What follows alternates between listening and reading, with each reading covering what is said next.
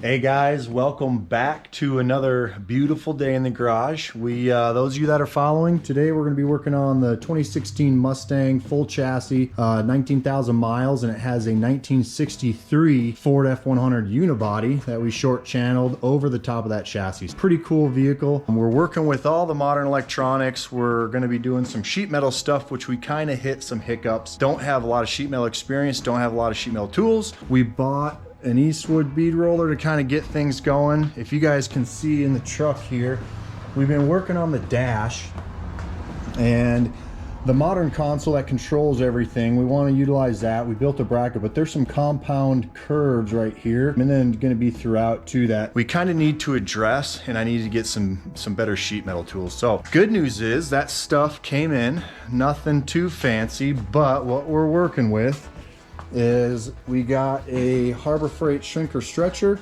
and a Harbor Freight English wheel. So we're gonna get those put together, cleaned up the shop a little bit, or the three-car garage here housing the beautiful F100 and the little nasty street cruiser over there, the Zephyr, we're gonna turbo swap. But I got a little spot back here in the garage. If you guys can see, I cleaned up, and I think I'm gonna try to put the English wheel here because it's a big, heavy piece of equipment. I'm gonna get this engine off the stand, kind of built a little roller castered stand. Get it off that, build some engine mounts so we can mount that down, have a little more space and move it around a little better.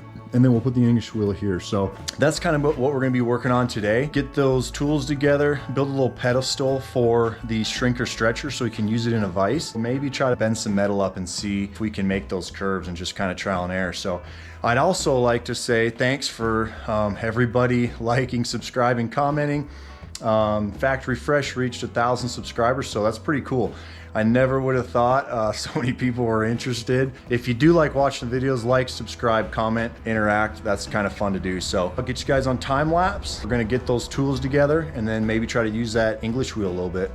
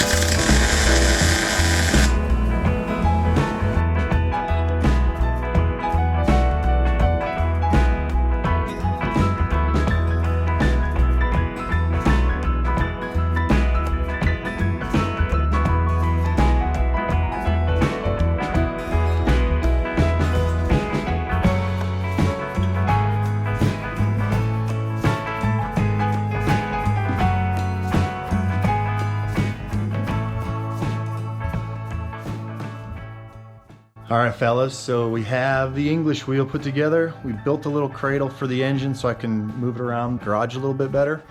And let's take a look. So, looks pretty good. I know this is the second version of the Harbor Freight English wheel. The first one had some kind of shoddy setup up here where it would have flex, so this is the better one. Unfortunately, they don't sell the roller dies anymore. I think Eastwood, a couple other companies, Northern Tool makes them, so they looked unavailable right now. So I'm trying to get some more radius lowers. Things I know I don't like. I don't like the lower die holder back there. I'm probably gonna drill and tap some stuff here for that to relocate the bracket over there, just so it's quicker. And then my biggest concern is, if you guys can see, this thing is, if I just pull on it, I mean, it's like, I tried to weight the back there, but it's super top heavy. Most of you guys can see, I have my kids out here in the shop with me every day. My little man, I got a medium-sized man, my daughter, everybody's out here having a good time, building stuff, playing around. I don't want anybody to grab that and it fall on them, because it's a pretty heavy piece of equipment. So what I think I'm gonna do is put a little arm off the end of this that comes out and down just to support it, so nobody's gonna be able to, you know, be playing around and hang on this and it tip on them. So short of that, happy with it. Engine cradle looks good. We're gonna probably move that around to the shop over there, move some of that metal I have, push the engine in the corner, probably wrap it up in a bag. and then I can use my Rogue Fab bender. I'll put that over in this corner. I think that's a pretty good setup for what we got. We also put together Harbor Freight shrinker stretcher. So what I did, we have a shrinker and a stretcher. I just got a piece of 1x3 scrap that I had, welded them on either way, and then I can clamp, and I did a little angle iron on the bottom here. So I can clamp it in my vise. I can work over here, you know, I can be shrinking here. Need to go to the stretcher, can stretch here. If I'm not using it, I can pull it out of my vise and then store it somewhere. So I think that's a pretty good solution for that stuff. Pretty cheap equipment. Let's give it a shot. I don't really know what I'm doing on an English wheel, but we know there's some compound curves. Let's take a look at the interior and see what we're actually having to do. So it's really this radius right here. I'm gonna cut this tape template out. You can see I kind of Sharpied around it. I'm gonna lay it flat, cut out a piece of metal. We'll do 20 gauge, pretty easy to work with. And then I'm just gonna mark, I'll need a kind of a radius here, kind of radiuses down here, and I'm just gonna try to radius that with the English wheel so I can fit it up there and make it, you know, somewhat close. And see how it works. So let's give her a shot.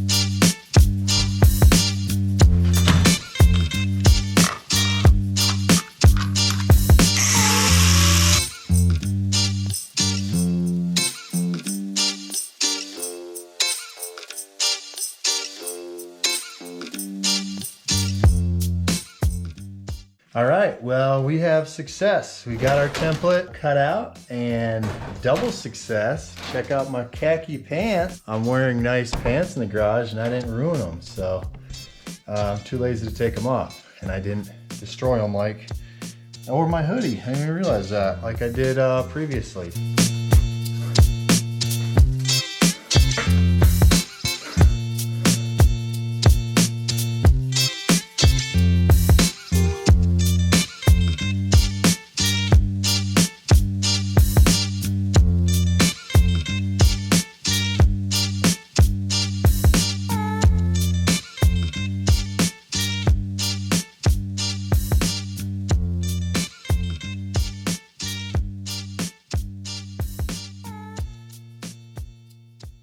So about 5 minutes on that English wheel, and we've got that nice little radius. I don't know if you guys can see on the camera, it looks pretty good. Yeah, let's go in the truck and kind of rough fit it.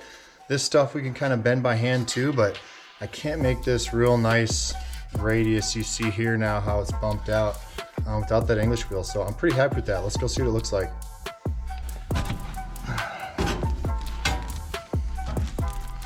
So we're working with that radius, want to match it to that.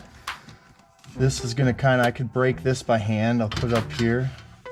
Fits pretty good to that radius. Looks like it needs to be rocked back here a little bit. I can trim this panel up really.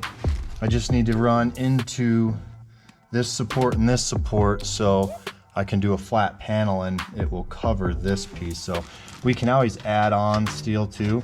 I just want to get this curvature, you know, in this main spot right here. Overall, yeah, she works. Sweet.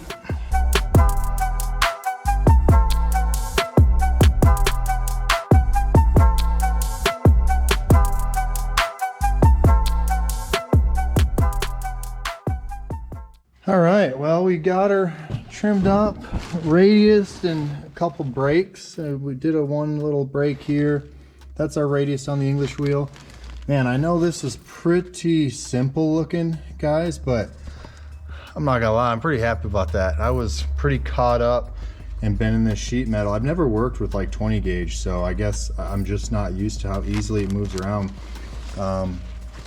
It fits good though. If you follow this line of the bracket we built, it fits that radius really well. Only thing I think I'm gonna have left to do, you can see some of the HVAC stuff. There's a plastic piece here that this is as far in as this is gonna go, but once we get past that, down here, you know, maybe an inch along this whole radius here. This kind of sticks out from the tunnel, the transmission tunnel. So I may get on that bead roller, or you know what, maybe I'll do it on the English wheel, because I needed my wife for the bead roller, 2-people operation on that bad boy. So let's do English wheel and just run a line all along here, just a straight vertical line, so it kind of tips that edge in. We'll see. I think that'll be a good idea. Let's give that a shot. So we have the other patch panel we're talking about. I have my helper out here, Renee. Let me show you what we are working with here. You guys can see the panel. It's going to be in here. It's going to fit into that radius we made over there, and then I'll secure it. I'll drill and tap holes here, and then use these existing screws here. This will be tipped here, and we'll probably have to radius some stuff down because it'll come to this, and then this kind of bumps out. So right now we're gonna tip this edge at a 90, and then this top one, you can see, we'll just do a nice 1/2 inch radius, so it'll kind of go around the support bar up here. All right, so I got the 90-degree wheel in there first. We're gonna have to tip it up this way, so we'll run this through and give her a shot. Hey, do you want to practice turning that thing other way? Okay, so go slow, and I'm gonna try to just keep this straight, so slow and consistent, so I can just run it through. Okay.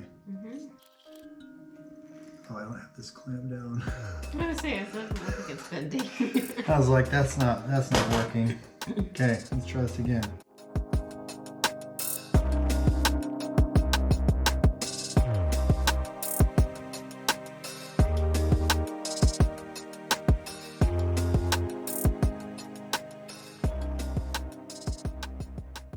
Pretty good. Yeah. Oh, good there. A little edge. Good work. Problem is, I should have cut this little, a little square out of that first. So let's go do that real quick. I need to cut a little recession out of this so I can bead roll this side. Stand by. All right, we're back. Hey, Bo, what's up? No, Mom. Oh, Mom.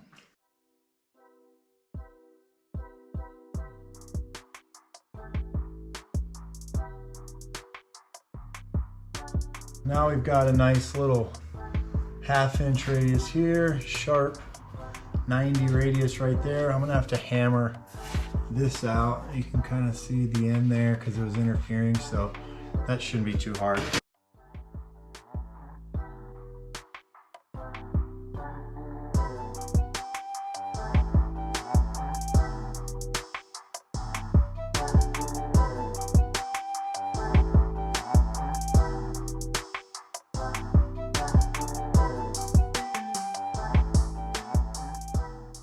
So we have the panel, the flat panel, that's kind of where the glove box is.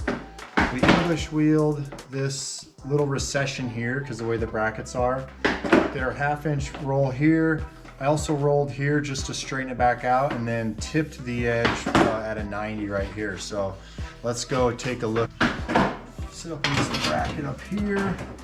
Again, we're gonna potentially have a small, maybe like 1/8 inch layer of foam and then leather, and maybe emboss like F100 or something in the leather here. But the little recession did what we intended to do, kind of sucked it in, and then we ran a quick little edge right here just to straighten it back out. But if you look, it's gonna bolt here, and then everything kind of is moving how it should. Overall, looks pretty good, so I think this will work.